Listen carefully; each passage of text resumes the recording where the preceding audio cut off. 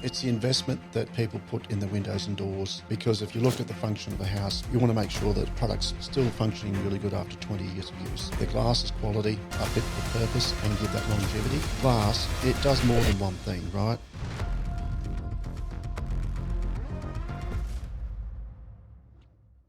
Hey guys, welcome to The Builder's Edge. I'm Norm Wales from Norm Wales Constructions. Now, for me, the whole purpose of this podcast here is to bring a little bit more awareness around the construction industry. I've been feeling for many, many years that there's not enough helpful information out there to support you guys to make the right choice. Now, we are a smaller family independent building company, and we're not here to build everybody's home. But we would definitely love to be able to work with you to facilitate your dream home. But if we don't build your new home, we want you to be able to make the right decision in choosing the right builder for you. So hopefully the information that I'm able to provide through this podcast can be informative and helpful, that you can now create your dream home. So I hope you enjoy it, and thanks for watching. So Greg, what role does quality glazing play in boosting a home's resale value? Well, in my opinion, it's the investment that people put in the windows and doors, because if you look at the function of a house, you want to make sure that the product's still functioning really good after 20 years of use. Yeah. So, we've got to make sure that our products are compliant, the glass is quality, that our sections and systems that we use, our window systems, are fit for purpose and give that longevity. If we look at G. James as a business, like it's a 107-year-old business, and the reason why we've been around that long is because we care about our customers, and that we want to develop a quality product at the right price point that people can afford, and it will do the job for the house, so that when they do go to sell the house, they don't have to worry about the windows. Yeah. That they function properly, they still look great, and they add value to the house. Yeah, look, definitely investing in the right product to start with. You might spend a little bit more to begin with, but it's not going to cost you more money down the line. No. And then how can energy efficient glazing reduce long-term expenses for homeowners? Right. Well, if we use the right glass combination in that house, so that we take the heat from, especially in Queensland. So what we want to do is reduce the heat travelling through the glass, through the window and door product into the house, where that if we have an air conditioning unit or fans or whatever ever cooling system you're going to use, that you're not burning electricity. Mm-hmm. Okay. So we want to minimise that heat coming through. So we have a list of products that we recommend to our customers, depending on the energy report we get from the builder.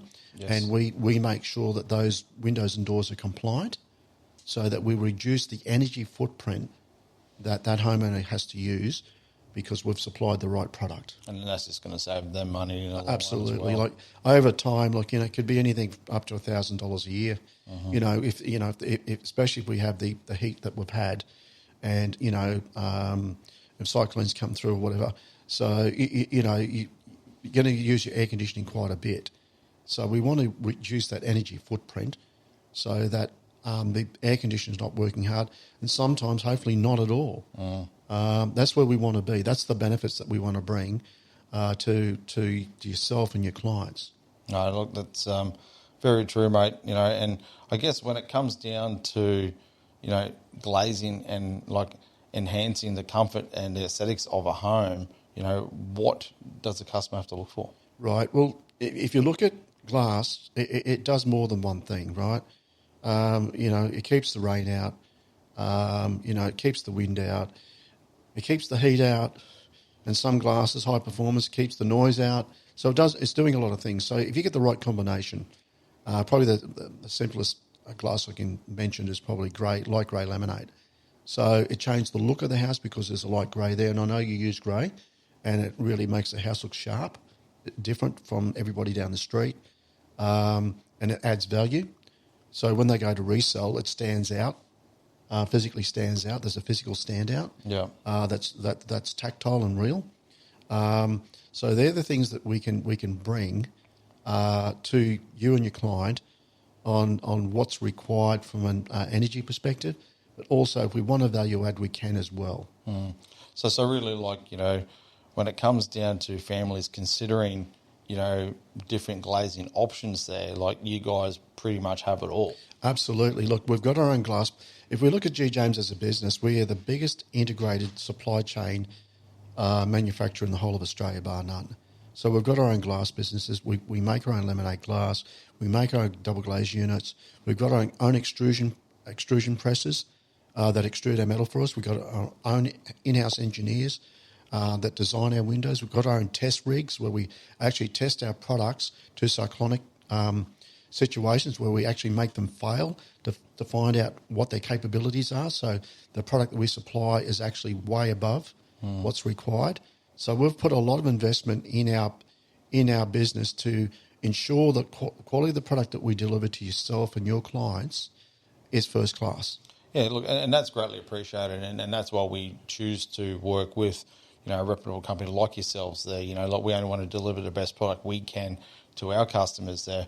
But unfortunately, obviously, you and I would have heard stories out there that there's been other building companies that have used other glazing companies, and, it hasn't ended quite well for the consumer, So what things have you experienced and seen out there that, when a customer has unfortunately worked with maybe the wrong builder, or the builder's worked with the wrong glazing company, what impacts have occurred that's hurt the customer? Yeah, well, there's a few things. Unfortunately, products rattle in the wind. People get concerned when storms come along. Am I going to be okay? That they don't lock and operate correctly, so they've got maintenance issues. And then, are my screens and everything fitting correctly? Can I take them off? Can I use them? So, and what normally happens with that is when a client or a homeowner uses a builder where they've put product in that just meets requirement, just does the job, they over a couple of years decide, look, I'm not happy with that. I don't want to have windows don't slide properly. I don't want to have windows that rattle in the wind. I don't want their fly screens blowing off when the wind comes along. So they start thinking, look, I want a better quality home. So who do I get that from? I get that from a better quality builder. So they're more aware of what quality means, right? Like, quality and value are words that can be fluffy, but so if you look at quality, what is quality? Quality is, does it look good? Does it feel good? Is it compliant? Has it been around for a long time? Can I trust it? Right? Now, if you look at a builder, it's interesting. To build a house, I reckon there's probably about 100,000 steps to build a house, right? There's 3,000 steps to build a mobile phone. There's 30,000 steps to build a car, right? So you've got to orchestrate all these trades, all these products coming together and get it right first go through 100,000 steps and deliver a quality product at the end of the day. This is the bit the homeowner doesn't understand. Yeah. They don't get this stuff. You've got to get it right. You get one go, and you've got to juggle all these balls in the air and deliver their dream home, right? So, and because you're involved, Norm, you're hands-on. So you are the quality control. You set the standard that everything permeates down from you into your team and or your suppliers. They have the same value. I was talking to your wife about this. You have a standard that you want to deliver to your clients, so they're happy to move in their new home and they're excited, right? And that comes from having the same suppliers and subbies that share your values. They want to do the right thing. No, look, that's so true, and look, we definitely take pride in everything that we deliver, and that's why we surround ourselves with great people that have the same values. 100% correct there. But like, I guess then on the flip of that, like, the disadvantage of then that homeowner that's chosen the wrong builder, that's chosen to work with the wrong glazing company, is now in a sticky situation. So they've now got this home that windows don't open and shut, don't function, can't clean screens, or they're, deteriorating faster than they should be, or they're, weather's blowing in, around the seals and that sort of stuff. So to me, they're left with two options: either sell the home or fix it. Well, it's very difficult to fix what's there. I think the first option you made about selling the home is probably the way to go. But it's a learning experience. It's a life journey. You know, like building a house is a big deal, right? So, you know, and if you look at, there's a couple of points when people build houses. One is everybody has a budget. It doesn't matter if it's a $300,000 home or a $3 million home. They've got a budget in mind, you know what that is. The next thing is there's a level of fear. Who do I trust to build it? This is what we're talking about right now. That's right. Okay. So how do I do that? So they've got to go and do their homework and get out, you know, and they do it online and they go and look at your video is very good because you explain very simply what you're about and what your business is about. And you can see the quality there of that, and plus happy homeowners. Like the best salesperson for a builder is a happy client, because what's happening is that you've made promises to your clients that you build houses for, that they can go and talk to, and they can actually hear from them that you've delivered those promises. Yeah. Okay, and they can see it, they can touch it, they can see the end result of the house and the quality of the house, and they can hear in the happiness of their voice, I'm really happy with what Norm's done for me and his team. And you take away the fear. When you do that, you take away fear. That then develops trust. And when trust is developed, people have already made their mind up. They want to come with you. They've just got to work out what's their real budget. And like when you talk around budget, like obviously, unfortunately, we don't all have, you know, the old saying, open checkbook. Do you know what I mean? Yep. And, you know, that's why working with a good builder to work within your budget and work on what is, you know, I guess achievable. Yep. But, you know, sometimes, you know, it's more viable to spend that little bit more Yep. to buy a better product. Yep. So then you're not left in this situation that, you know, you've got a home that's not functioning right for Yep. you, and you either got to sell the home, which is going to cost you Yeah. money because you're not going to get the value for it because of where things are there. Yeah. And then I guess then when it comes down to the value of the home and you're not getting a return on the investment, you're losing there, you know, just to go build another new home. Yeah, I think because you understand the building process extremely well and you've lived and breathed it, when you sit down with people and you can show them the value of making that investment, that extra investment in the house. So they've really got two choices when they're building their house. Is this my forever house, which is you definitely make the investment, or is this a house I want to sell in 5 years, but I'll make the investment because I want it to look just as good now as what it's going to look in 5 years' time, so when I go to sell it. Because some builders build a house, in 5 years' time, they don't look as good as when they were first built. But because of your process and the quality of products and the tradesmen you use, your house is going to look just as good 5 years, 10 years down the track and more. So when they go to sell the house and they've got the capital gain in the house, they don't have to do any maintenance on it.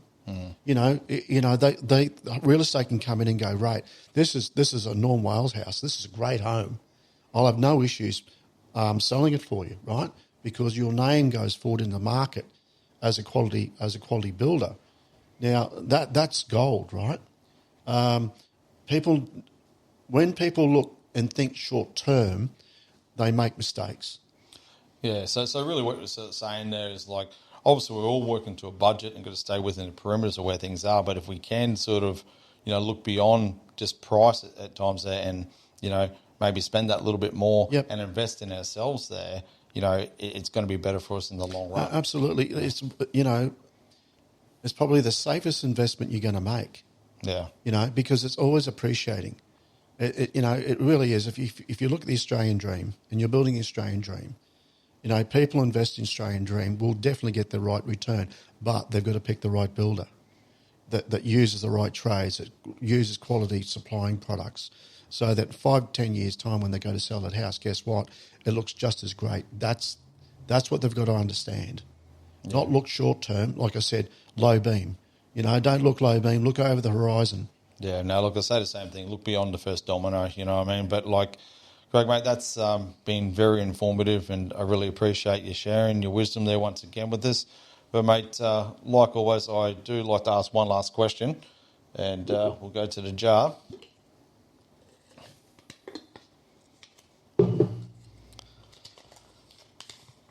Okay, Greg, so what's the biggest plot twist you've experienced in your life?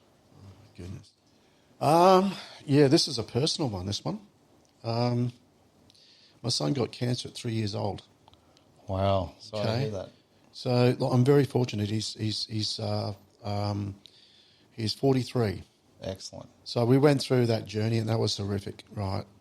Really bad time of my life. I lost my mother 6 months later. Car accident, got killed in a car accident. So this is what I'm talking about. It's pretty personal stuff. Yeah, no, I appreciate you sharing. But what it does, it makes you resilient, right? Reinforces how important family is to you. That you know that you got to keep on going. You're there for your family, and you need to do the right thing. I'll share this with you. Chinese lettering for husband is like a stick man, yeah? And what it means is leaning post you can't break. Okay. That's what it means. So, you got to look after your family. You can't break. You got to keep on going. Look, I used to get up in the middle of the night to see if my son was still alive, right, at 3.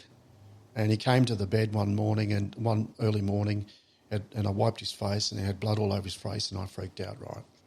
And I had a nosebleed. So, but look, I won't delve too deep into it, but, that was probably the biggest life challenge. And what it does, it really rejigs your thinking on what the important things in life are. What's the most valuable? What's most valuable to you as a man and a father is your family.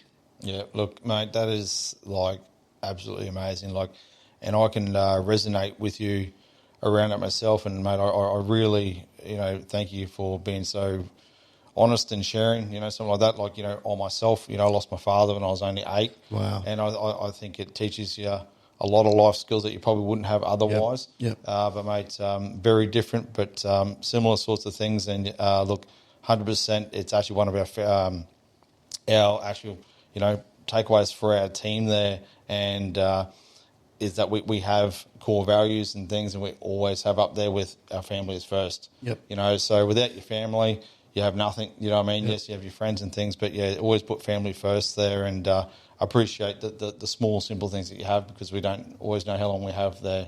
So it's no, look, that's so heartwarming, mate. That's beautiful, and I really appreciate you sharing that. And thanks again for coming on another episode of The Builder's Edge, mate. Your wisdom, like I've said before, is just absolutely amazing. Thank you very much, and I'm greatly appreciated. Thanks, mate. Thank you.